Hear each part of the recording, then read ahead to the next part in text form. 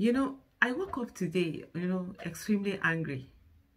Angry at the pathetic bunch we have at the National Assembly. People who do not even understand the worth of themselves. People who see themselves as worthless. A whole National Assembly, all it took is $10 million? Really? $10 million? You know, honestly, the reports coming out, Lord have mercy, if those reports are true, this allegation that the National Assembly was given a $10 million for the PIB to be passed into law, the PIB bill. It's shameful. It's shameful on two fronts. It's shameful on the issue of corruption, and it's shameful that they think so little of themselves. You know, the Senate president, what's that his name again? Ahmed Lawan, has been pursuing these things for God for $2 million. For you to be giving some few $1 million. You've been at the National Assembly since 1999. What have you gotten that will be added to your name other than former Senate president that was a rubber stamp Senate president? What do you have? Is this why you were pushing all this while? For you to be on that seat and you say, oh, the nays have it, the eyes have it. Is that it? Is that what you were pushing for for how many years now? 22 years at the National Assembly? And Femi Gbajamiala, how honest, if this is true, you should be doubly ashamed of yourself. See how hard you fought for this. See all the things that you did. See what you've reduced yourself to. It is when it comes to ban on Twitter that you become, oh yeah, the ban is, Where the English carry you go? Where? Agege, you did there. $10 million. Where guys for Creek will even give you $10 million. Now they say me on a share. Wait for your hand. Oh, you have been down before. Now, Pieka, you don't go down. The great president. No. Oh, you forehand. You forehand. Okay, now. This is what you guys have reduced yourselves to. You just sit down and collect this money. And that's it. You're happy with the way you destroy everything. You think you'll be on this seat forever. It seems as if you've forgotten that other people were there just in the 8th assembly. And then by the time the 10th assembly comes, most likely other people will be there. And what would you be remembered for? What would all of you be remembered for? Oh, the report says that senators were given $20,000 with all the humongous amount of money that you collect. $20,000. $20,000 means something to you. Somebody actually brought $20,000. You didn't feel insulted that as a senator of the Federal Republic of Nigeria, even if you are going to be corrupt, it's over $20,000. And for the House Assembly members, $5,000. You all should be ashamed of yourself. Even shame is ashamed of you. Honestly, shame is ashamed of it. Then there's one that is reported to have said that, oh, they gave him the money and say he should go and buy biscuit for his children. Even your children are ashamed of you. Biscuit for your children. They've not eaten biscuits now. Come on, take $5,000. Somebody will be $5,000. You're there, you're supposed to be making laws. Good laws progressive laws that will take our country forward. You're there, your oversight functions, you're supposed to perform them very well. You're supposed to hold the executive accountable. You're supposed to give us laws that will move our nation forward. And yet, you all sit down there. It is what you can get out of office. That's all you are interested in. And you sit down, and they brought $10 million. Something that probably one appointee is there. We use check to carry. That's what all of you, National Assembly. According to the newspaper report, they say the Senate president took $2 million. $2 million.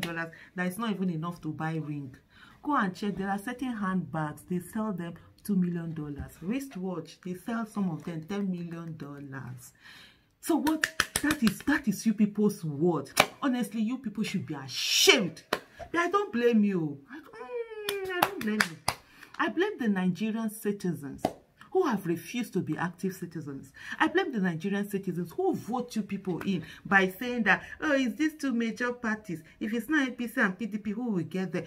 All of them, the same bunch of people, hooligans in power, charlatans, who have nothing to offer, who do not even care for legacy, who are not even thinking 10 years from now, what would they say about their time? 50 years from now, what would they say about them? Who are hungry people, hungry politicians who are looking for crumbs to eat. That's why a Senate president will descend so low for, how much?